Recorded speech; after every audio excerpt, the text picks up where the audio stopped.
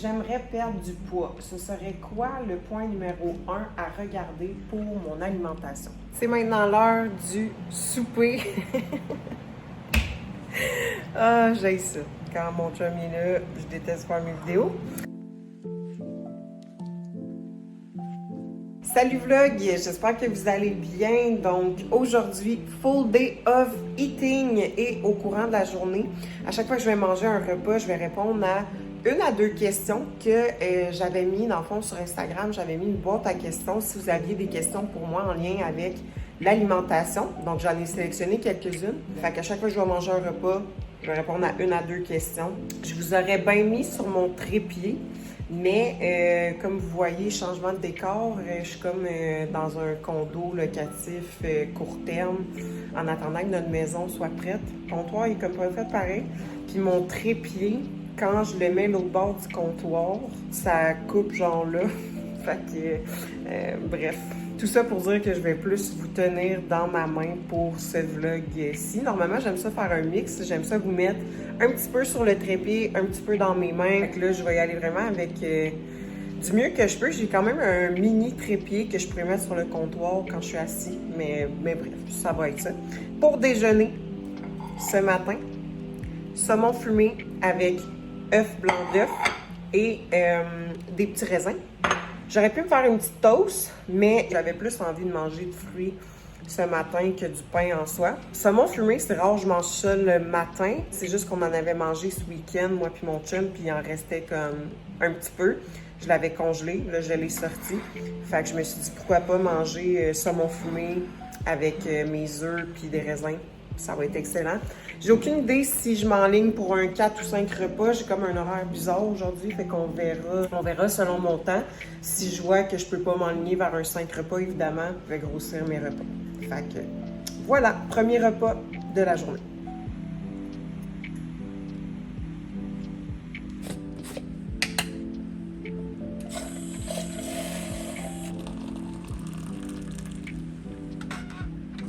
Pas de café ce matin, donc j'avais envie de me faire un petit Energy Burner de Believe. J'ai celui d'Akiri aux fraises. Fait que j'ai pris mes suppléments aussi après. Je vous ai pas montré parce que je l'avais déjà montré mes suppléments dans un autre vlog. Fait que ça devient redondant. Mais là, j'ai pris Energy Burner de Believe. J'avais pas envie d'un café nécessairement. On dirait que quand je mange un repas plus salé, comme ce matin, mettons, pour mon breuvage, par la suite, j'ai souvent le goût de comme plus quelque chose de sucré, fait que soit une boisson énergisante ou un Energy Burner. Puis quand je mange un repas qui est plus sucré, style ma crêpe, là, je vais prendre un café pour comme venir couper le goût du sucre. Bref. Fait que on va répondre à une première question par laquelle que je commence. Ok, je vais commencer par « J'aimerais perdre du poids. Ce serait quoi le point numéro 1 à regarder pour mon alimentation? » Définitivement, les protéines par repas. C'est vraiment un classique, là, on dirait que je répète puis qu'on lit ça partout maintenant là, sur les réseaux sociaux. Je dirais que le point numéro 1, ça serait vraiment les protéines, mais pas nécessairement autant que qu'est-ce qui est véhiculé. Tu sais, souvent on dit 1 gramme par livre de poids de corps. Oui, c'est un bon point de départ, mais c'est quand même du cas par cas, puis ça dépend de c'est où ce que tu pars.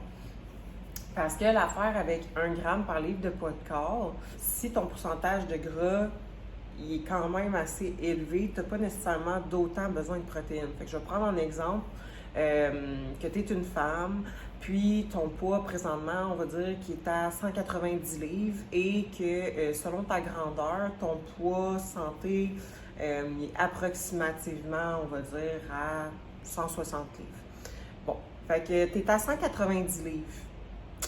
Je connais pas grand fille qui mange 190 grammes de protéines, même quand ils ont un pourcentage de gras qui est relativement bas. Ça commence à être beaucoup de protéines, c'est plus des dosages de gras rendus là. Mais encore là, c'est sous toute réserve, c'est vraiment mon point personnel, puis avec les clientes que je travaille que je remarque, mais jamais je mettrais 190 grammes de protéines pour commencer à une fille qui veut commencer à perdre du poids, puis que je vois que dans son alimentation, présentement, elle n'en a pratiquement pas.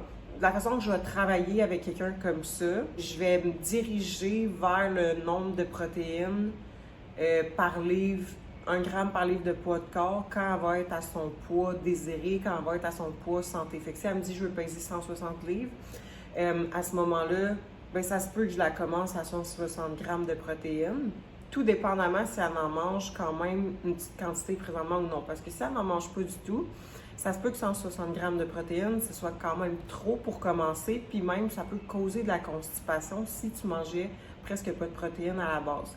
Donc, je vais descendre plus vers entre un 0,5 0,8 grammes par livre de poids de corps selon son poids désiré. Et ça se peut qu'elle soit comme à 120 grammes de protéines pour commencer.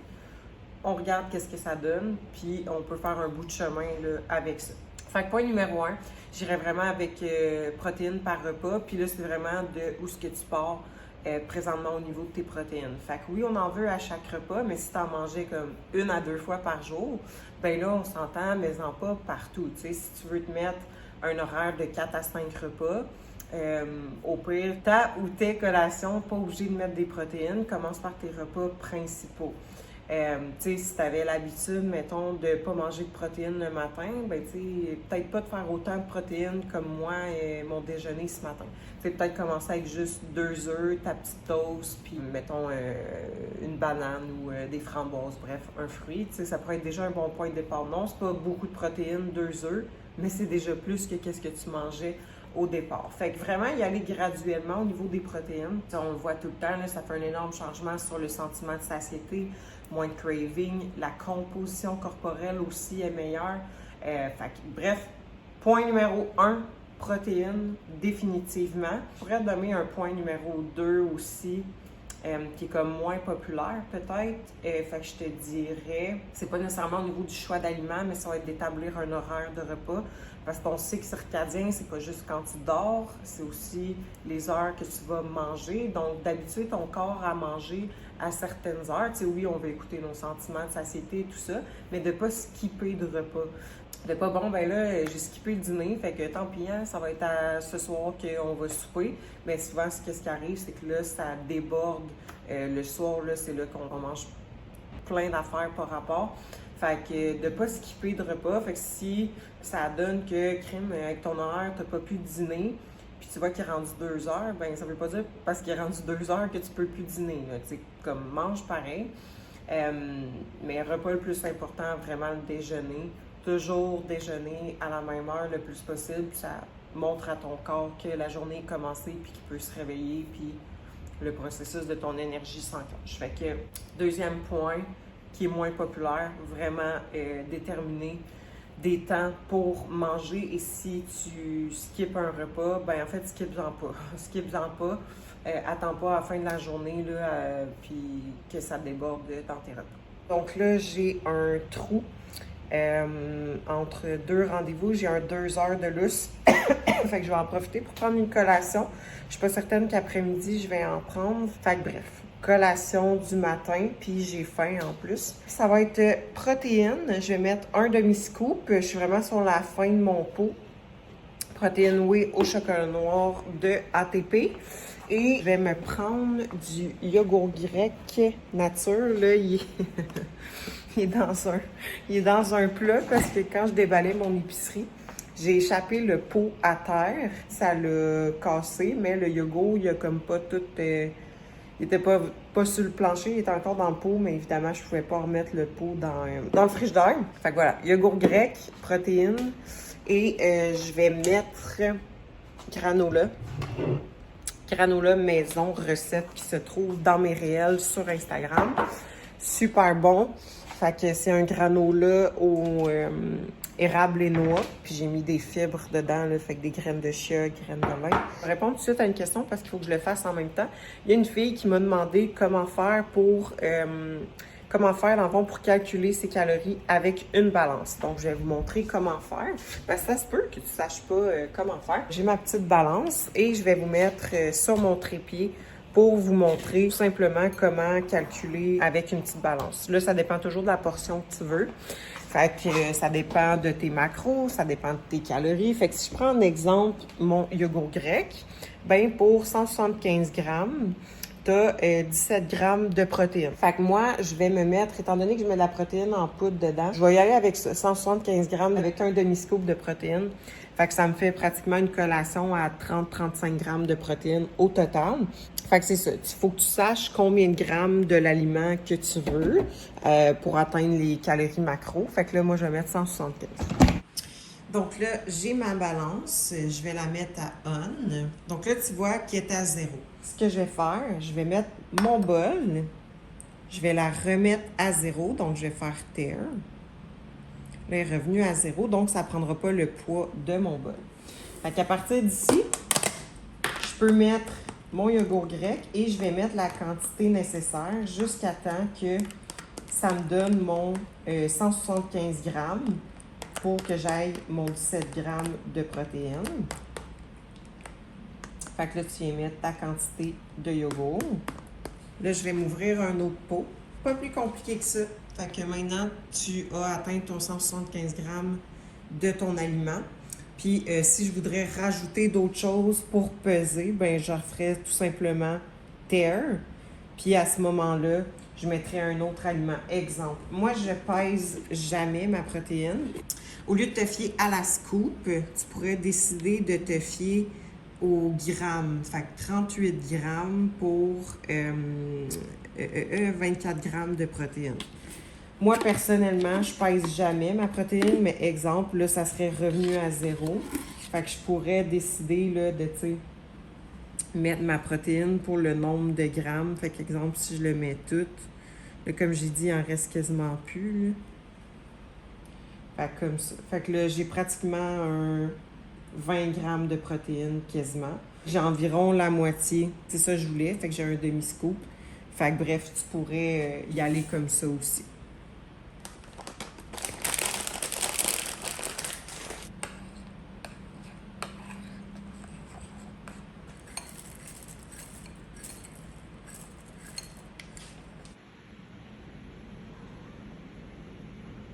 Comme vous avez pu voir, j'ai mis mes granolas et j'ai ajouté aussi j'allais dire des fibres. Oui, c'est des fibres, mais des graines de lin moulues.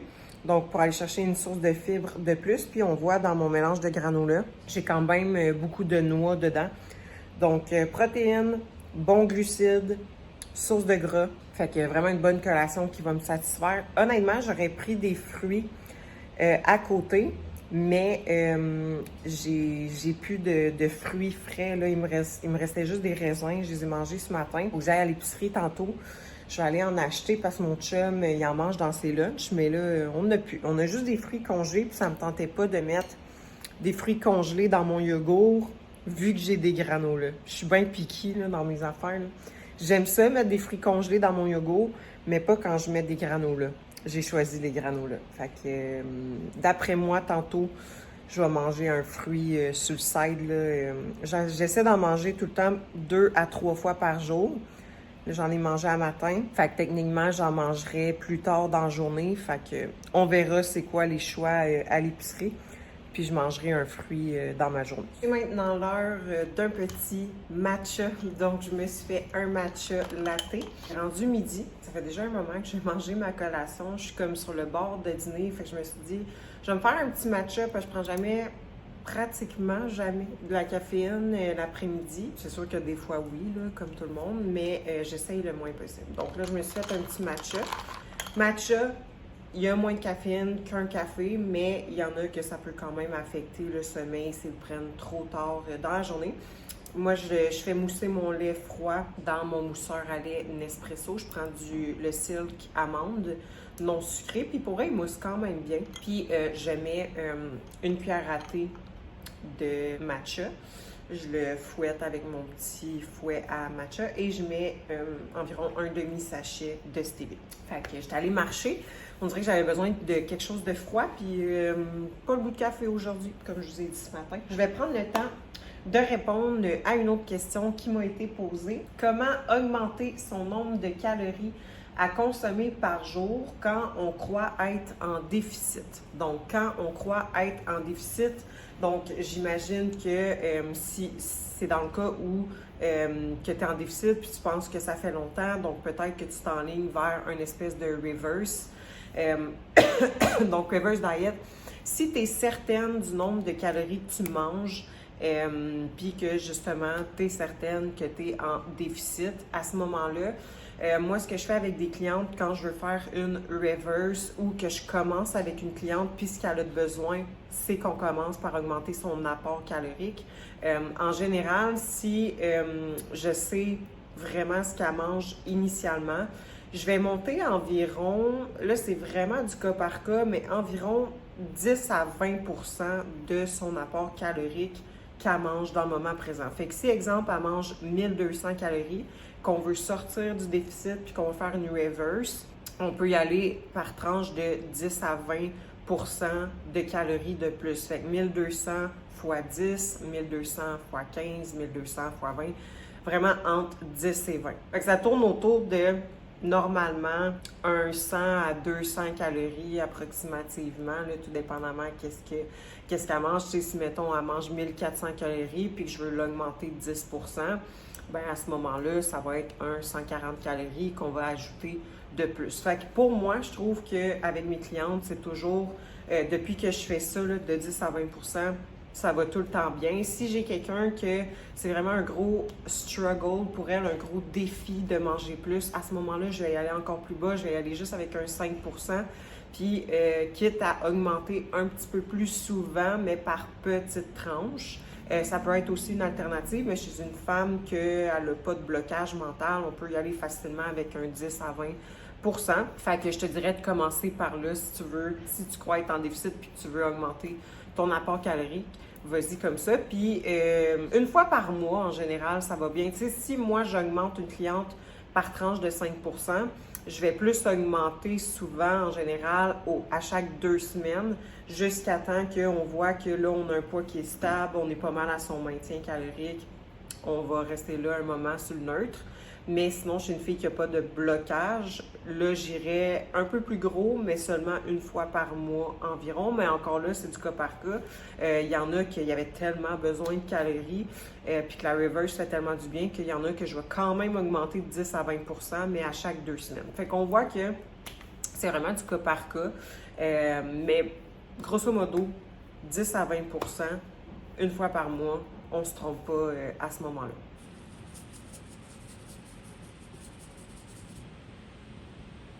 C'est maintenant l'heure de mon dîner, quelque chose de super simple. J'y vais vraiment dans la simplicité pour aujourd'hui. Donc, dinde hachée, riz basmati avec des légumes grillés. Ça, c'est le mélange de légumes asiatiques chez Costco. Fait que j'ai mis ça sur une plaque à cuisson au four, pas plus compliqué que ça. Ma dinde hachée est cuite avec les épices Tex-Mex. Dans le fond, je pourrais vous montrer. Ma dinde hachée, je la fais cuire avec ces épices-là. Juste ici, de clobasse. Et j'aime bien mettre un petit peu d'oignon déshydraté avec sel et poivre. Tout simplement. Riz basmati, je le mets toujours blanc parce que j'aime ça blanc, pas plus compliqué que ça. Puis ce que je vais venir faire, c'est juste rajouter quand même un petit peu de sel de mer. Aux herbes, dans le fond. Fait que c'est super bon. Je vais en mettre un petit peu sur mon repas. Bon appétit! Finalement, on s'enligne pour un 5 repas. Fait que j'ai vraiment faim aujourd'hui. Puis là, j'ai le temps. Donc, j'ai fait mon petit snack. Je vais vous montrer c'est quoi. Donc, comme source de protéines, fromage cottage 1%. Donc, il est faible en gras. Et je me suis fait une petite assiette des fraises, des craquelins Mary's du Costco et une boule de protéines, c'est une boule d'énergie dans le fond protéinée au chocolat noir, gruau, beurre d'amande. Fait que là-dedans, j'ai des bons gras, j'ai des glucides, source de fibres et évidemment une source de protéines. Puis là, ce que tu es censé faire, quand tu as des petits craquelins puis que tu manges du fromage cottage, tu n'as pas le choix de les tremper dedans. Trop bon. Vous me voyez depuis tantôt. Des fois, j'ai mon chandail blanc, des fois, j'ai mon chandail noir. C'est parce qu'avec l'air climatisé, on dirait que des fois j'ai chaud, des fois j'ai froid.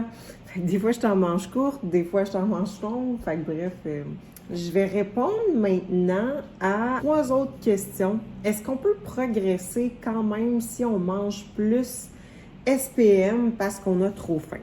La réponse, c'est oui. 100%, tu peux progresser, même que, tu sais, si tu as tendance à avoir toujours faim quand tu es SPM ou dans tes règles, puis que justement, c'est toujours dans ces périodes-là que tu manges moins bien, que tu manges plus d'aliments transformés, plus de fast-food ou quoi que ce soit, ben c'est là que ça peut nous faire régresser ou nous empêcher de progresser dans un processus de perte de poids ou de recomposition corporelle. Fait qu'à ce moment-là, c'est bien mieux qu'on cycle la nutrition, donc qu'on mange un peu plus SPM, de bons aliments que tu manges déjà dans ta structure alimentaire, dans la vie de tous les jours, donc des aliments qui sont pas transformés, qui sont riches en fibres, riches en vitamines, riches en minéraux.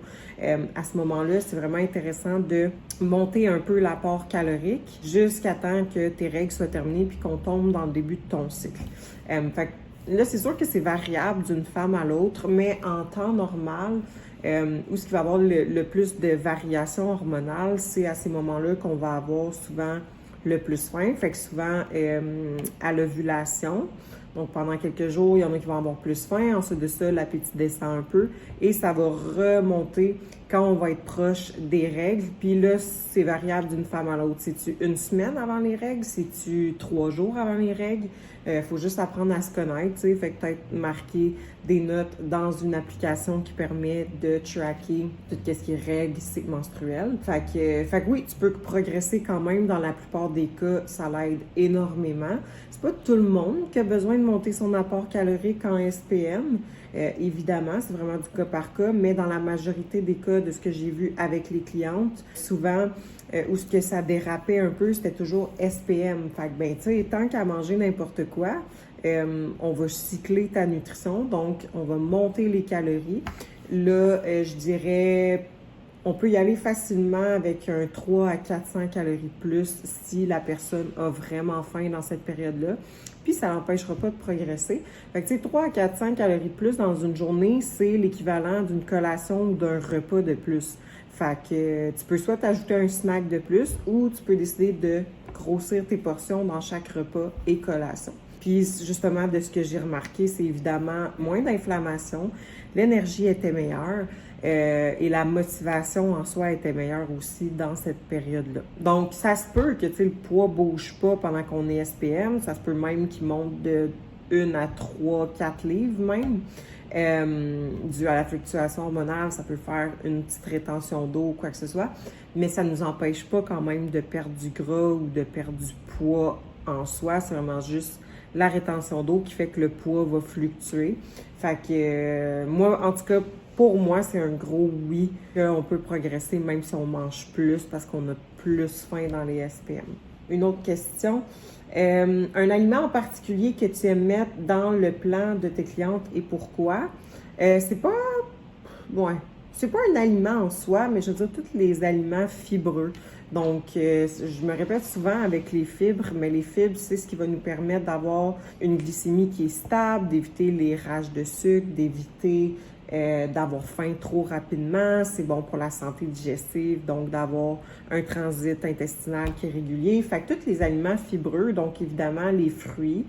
Moi, je recommande tout le temps d'avoir minimum 2 portions de fruits par jour. J'aime bien mettre du gruau. Quand la cliente me dit qu'elle aime le gruau, j'adore mettre le gruau. C'est quelque chose qui va nous soutenir longtemps, qui est riche en fibres. Tu peux faire plein de recettes avec ça. Fait que fruits, gruau. Et sinon, c'est sûr que je vais souvent mettre patates blanches, patates douces. Je trouve ça encore plus intéressant que du riz niveau, encore une fois, qualité de l'aliment en soi et avec les fibres. Fait que ouais, je dirais que c'est pas mal ça, les aliments en particulier que j'aime mettre, tout ce qui est fibres. Dernière question, et ça va compléter les questions que j'avais reçues dans ma boîte à questions. Collation possible le soir en perte de gras. Donc, si tu es quelqu'un qui peut se permettre de manger un snack le soir, c'est sûr que je te dirais d'y aller avec quelque chose qui est pas trop difficile à digérer pour pas que tu digères justement là, toute la nuit. On veut pas impacter le sommeil. Donc, c'est vraiment d'y aller avec quelque chose qui se digère bien. Donc, ça peut être du yogourt grec avec des fruits, ça peut être du yogourt grec avec des noix, ça peut être du fromage Allegro avec encore soit des fruits ou des noix, ça peut être un shake de protéines, c'est full populaire, là, les Ninja Creamy. Il n'y a pas de trouble à ce que tu fasses ça le soir, là. La protéine en poudre mélangée, même si tu mélanges ça avec un peu de jello sans sucre ou du lait Fairlife, c'est des choses qui se digèrent bien. Pas trop pesant, en fait, dans l'estomac et tout ça. Fait que Ninja Creamy qui est de la protéine en poudre avec soit des fruits ou même juste...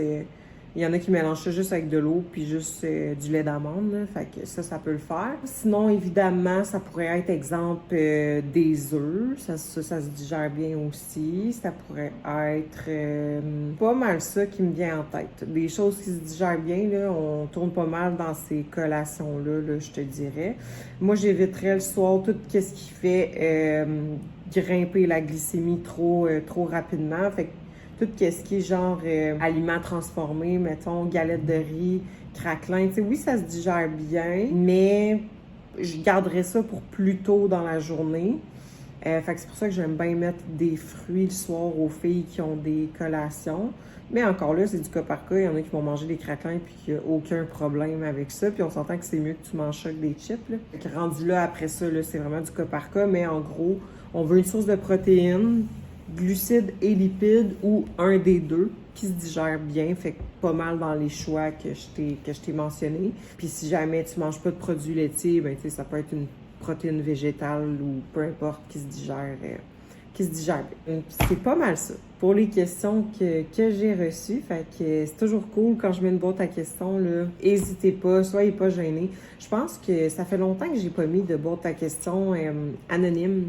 Je vais faire ça la prochaine fois. Des fois, vous êtes gênés et tout ça, fait que je peux comprendre. Fait que ouais, là, dans le fond, il va me rester un souper.